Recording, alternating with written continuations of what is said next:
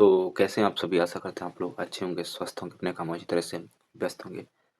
तो आज आप लोग के बीच में कुछ अच्छा और एग्ज़ाम से रिलेटेड कुछ लेकर आ गया हूँ और काफ़ी महत्वपूर्ण भी है। तो आज हम लोग पढ़ने वाले हैं बेसिकली संस्कृत, और संस्कृत में जो फर्स्ट चैप्टर है आपका मंगलम, सेकंड चैप्टर है पाटलिपुत्रम और थर्ड शायद अरस कथा है। ठीक है, मैं देख लेता हूँ थोड़ा-सा कि सही में हाँ, वही है पाटलिपुत्र वैभवम, सेकंड है और थर्ड में अलस कथा है। तो मैं इस बार 10th का एग्ज़ाम देने वाला हूँ। अगर आप भी 10th में हैं तो साथ-साथ रिवीजन कर सकते हैं। तो चलिए हम लोग टाइम को बिना बर्बाद किए शुरू करते हैं। तो सबसे पहले जो चैप्टर है हम लोग का मंगलम, उसका मंगलम का सबसे पहले जानिए कि अर्थ क्या होता है।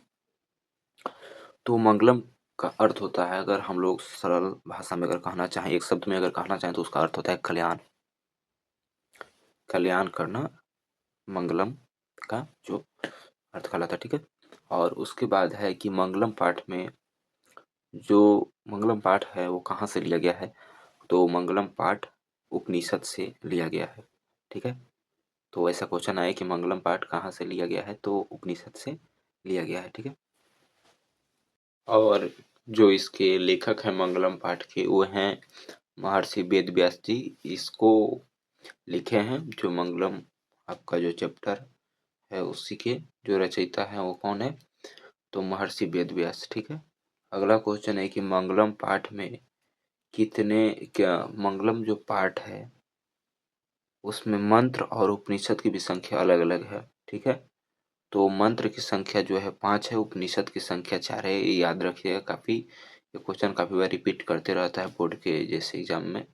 ठीक है, तो इसको याद रखिएगा कि मंगलम पाठ में मंत्र की जो संख्या है वो 5 है और उपनिषद की संख्या जो है आपका 4 है। और जो मंगलम पाठ है वो किस रूप में लिखा गया है, तो ये पद्यात्मक रूप यानी पद के रूप में इसको लिखा गया है। ठीक है, अब जान लीजिए कि जो मंगलम पाठ है उसमें जो मैंने बताया कि 5 मंत्र इसमें संकलित है और 4 उपनिषद है। तो मंत्र कौन कौन सा है उसके बारे में हम लोग जान लेते हैं।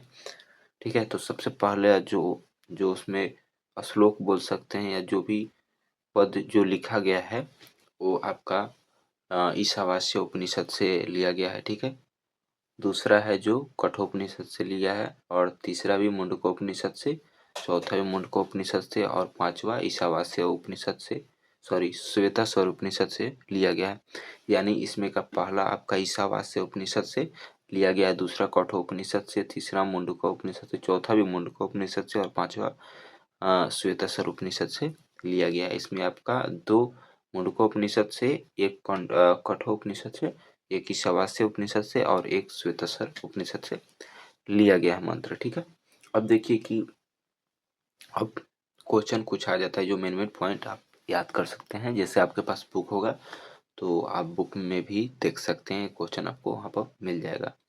ठीक है, तो उपनिषद किसका सिद्धांत प्रकट करते हैं, तो उपनिषद जो है वो दर्शन शास्त्र का सिद्धांत प्रकट करते हैं। ठीक है, अगला क्वेश्चन है कि वैदिक शास्त्र के अंतिम भाग में दर्शन शास्त्र किसका सिद्धांत सिद्धांत प्रकट करते हैं, तो उपनिषद का। क्वेश्चन को बस घुमा दिया गया और कुछ नहीं। ठीक है, अगला है कि सभी जगह किसकी महिमा गाई जाती है, तो सभी जगह आपको पता होगा किसकी महिमा गाई जाती है, तो परमात्मा की यानी ईश्वर की, यानी बोले तो गॉड की। सभी जगह उनके बारे में चर्चा की जाती है, उनके महत्ता की गीत गाई जाती है। ठीक है, अगला क्वेश्चन है कि संपूर्ण संसार किसके द्वारा अनुशासित है, तो ही इसका भी आंसर आपका परमात्मा ही होगा। ठीक है, अगला क्वेश्चन है कि संसार में कौन व्याप्त है, तो कौन व्याप्त है, तो परमात्मा व्याप्त है। ठीक है, सभी के तपस्या का लक्ष्य क्या होता है, तो परमात्मा को यानी ईश्वर को पाना ही सभी का लक्ष्य होता है।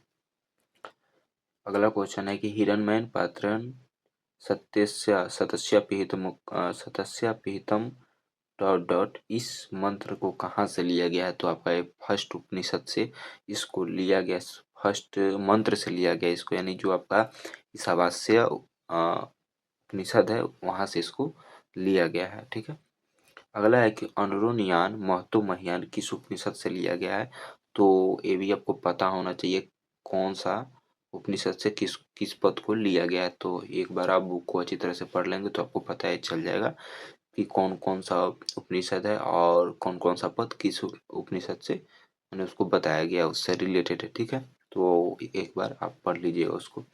तो अनुलोम यान महतो महायान किस उपनिषद से लिया गया, तो आपका कठोपनिषद यानी सेकंड द्वितीय उपनिषद से इसको लिया गया है। अब अगला क्वेश्चन है कि सूक्ष्म से सूक्ष्म क्या है।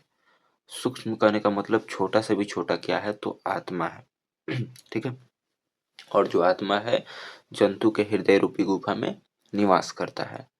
ठीक है, और अगर महान से भी महान पूछा जाए क्या है, तो वो भी आत्मा है। ठीक है, तो सूक्ष्म से सूक्ष्म क्या है, तो आत्मा है। महान से भी महान क्या है, तो आत्मा है। यानी दोनों का जो आंसर होगा वो आत्मा ही होगा। ठीक है, अगला क्वेश्चन है कि आत्मा कहाँ निवास करते हैं, तो आपको बता दिया मैंने पहले कि जंतु के हृदय रूपी गुफा में आत्मा निवास करता है।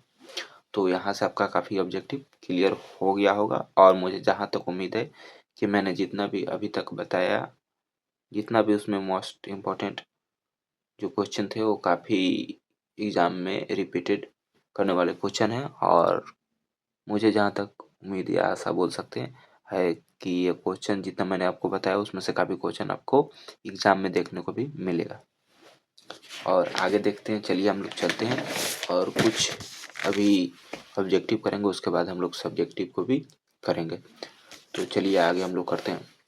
तो विद्वान शोक रहित होकर किसको देखते हैं, तो जो विद्वान व्यक्ति होते हैं वो शोक रहित होकर आत्मा को देखते हैं, क्योंकि उन्होंने पूरी तरीके से इस दुनिया संसार सभी चीज़ों को त्याग दिए होते हैं। मोह माया वासना सभी चीज़ों का उनके पास कोई उनसे रिलेटेड कुछ नहीं रहता, उस सभी चीज़ों को छोड़ दिए रहते हैं, उन सभी चीज़ों से मुक्त हो गए रहते हैं, मुक्त हुए रहते हैं।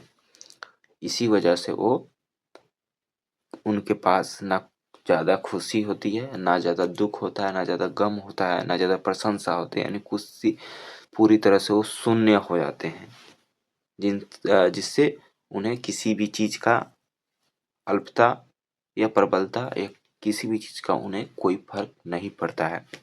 ठीक है, तो वही बोल रहा है क्वेश्चन कि विद्वान शोक रहित होकर किसको देखता है, तो आत्मा को देखता है। ठीक है, अगला क्वेश्चन है कि सत्यमेव जयते नानिरितम ये कहाँ से लिया गया, तो ये आपका मुंडकोपनिषद से इसको लिया गया है। ठीक है, आगे है कि किसकी जीत नहीं होती है, तो आप सबको पता है कि किसकी जीत नहीं होती है, असत्य की जीत नहीं होती है। किसकी जीत होती है, तो सत्य की जीत होती है। अगला क्वेश्चन है कि सत्य का मार्ग से किसका रास्ता प्रस्त होता है, ये काफी बार क्वेश्चन आपके बोर्ड एग्जाम में आया है, तो इसको आप एक बार कर लें तो अच्छा रहेगा। तो सत्य का मार्ग किससे प्रस्त रहता है, तो देवलोक, हाँ सॉरी, सत्य मार्ग से किसका रास्ता प्रस्त होता है, तो देवलोक का। ठीक है, और जो ऋषिगण है यही देवलोक का जो मार्ग उसको अपनाते हैं और सत्य की प्राप्ति करते हैं। अगला क्वेश्चन है कि सबसे बड़ा खजाना क्या है, तो सबसे बड़ा खजाना क्या है, सत्य ही है। ईश्वर क्या है, ईश्वर सत्य ही है। अगला क्वेश्चन है कि यथा नद्य नद्य स्यंद माना किस उपनिषद से लिया गया है, तो आपका ये मुंडकोपनिषद से इसको लिया गया है।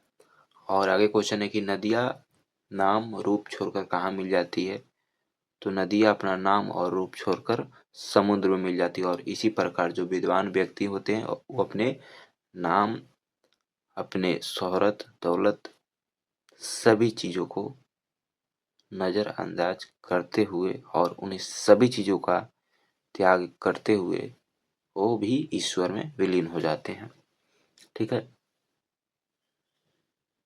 अगला क्वेश्चन है कि वेदांत महतम पुरुषम महानतम किस उपनिषद से लिया गया, तो आपका ये श्वेताश्वर उपनिषद से लिया गया, जो सबसे लास्ट वाला आपका उपनिषद है वहां से इसको लिया गया। ठीक है, कौन महान है, तो वेद रूपी जो पुरुष होते हैं वो भी वही महान है। क्या निश्चित है, क्या निश्चित है, मृत्यु निश्चित है भाई। ठीक है, अगला क्वेश्चन है कि आदित्य किसका प्रवाची शब्द है, तो सूर्य का प्रवाची शब्द आदित्य होता है, दिनकर होता है, दिवाकर होता है, काफी सारा होता है। ठीक है, सूर्य की रोशनी आने पर किसका नाश हो जाता है, तो अंधकार का नाश हो जाता है। तो यहाँ तक मैंने जितने भी ऑब्जेक्टिव क्वेश्चन आपको बताएं वो काफी अच्छा क्वेश्चन थे और काफ़ी बार आप बुक आपके पास क्वेश्चन बैंक होगा तो आप देख सकते हैं उसमें मैंने जो भी बताया है उसमें सभी ये प्रश्न दिया गया है, ठीक है। और काफ़ी रिपीटेड क्वेश्चन ये करता है जो भी मैंने बताया और क्वेश्चन आने की भी संभावना है बोर्ड के एग्जाम में। तो आप एक बार अपने संस्कृत का जो बुक है उससे और क्वेश्चन बैंक या टारगेट बोर्ड का आप या किसी भी बोर्ड का आपके पास जो मान लीजिए कि क्वेश्चन बैंक आपके पास है या टारगेट बोर्ड का ऑब्जेक्टिव है, आप उसमें भी क्वेश्चन मैंने जो ऑब्जेक्टिव क्वेश्चन आपको बताया वो आपको देखने को वहाँ पर मिल जाएगा, ठीक है। अब चलिए हम लोग क्या बोलते हैं सब्जेक्टिव क्वेश्चन की तरफ बढ़ते हैं, ठीक है। तो सबसे पहले थोड़ा हम पानी पी लेते हैं उसके बाद फिर करते हैं।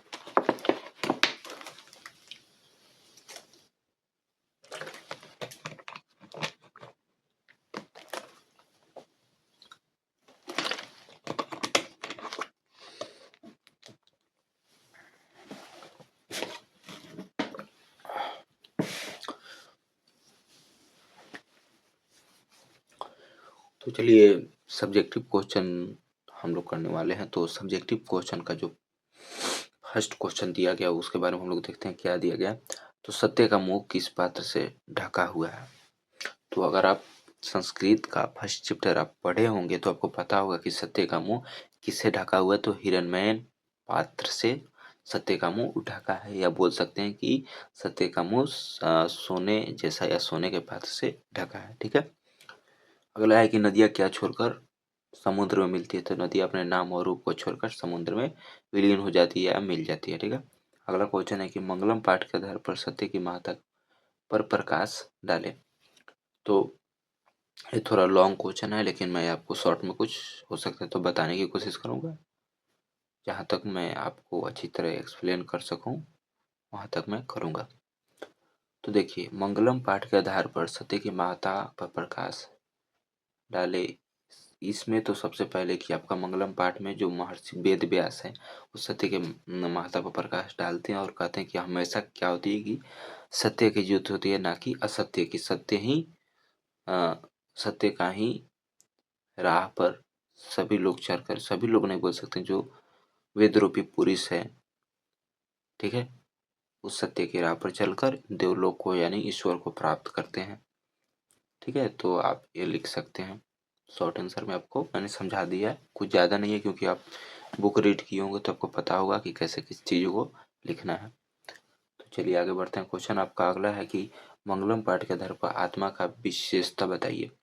तो मंगलम पाठ में संकलित कठोपनिषद से आपको ये बताया गया है, आत्मा के बारे में बात किया गया है, ठीक है। मेरे पास बुक है, मैं दिखा देता हूँ कि कहाँ पर इसका वर्णन किया गया है।